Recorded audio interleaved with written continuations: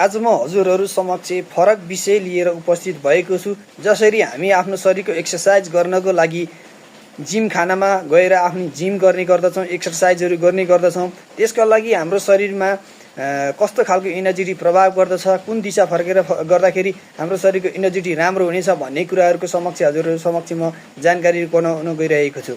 त्यसको लागि म वास्तु गुरु प्रकाश दाहाल उपस्थित भइसकेको छु र हाम्रो जहिले पनि एक्सर्साइज गर्दाखेरि हजुरहरूले बुझ्नुपर्ने कुरा के छ भने पूर्व दिशा अथवा उत्तर पूर्वी दिशातिर फर्केर हामीले शरीरको एक्सर्साइज गऱ्यौँ भने हामीलाई पोजिटिभ भाइब्रेसन फिल हुने गर्दछ र पोजिटिभ इनर्जिटीहरूले महसुस गरेर हाम्रो शरीरको स्टेमिना पनि बढ्ने काम गर्दछ। यसको गऱ्यो भनेदेखि सम्पूर्ण साथीहरूलाई राम्रो पनि हुनेछ, एकदमै प्रोफेसनल तरिकाले अगाडि बढ्न पनि सक्नुहुनेछ। आफ्नो शरीरको स्वास्थ्यको ख्याल गर्नलाई र जिममा गएर जिम गर्दाखेरि अथवा एक्सर्साइज गर्दाखेरि जहिले पनि पूर्व वा उत्तर पूर्वी दिशातिर आफ्नो फेस बनाएर एक्सर्साइज गर्यो भने एकदमै राम्रो हुनेछ।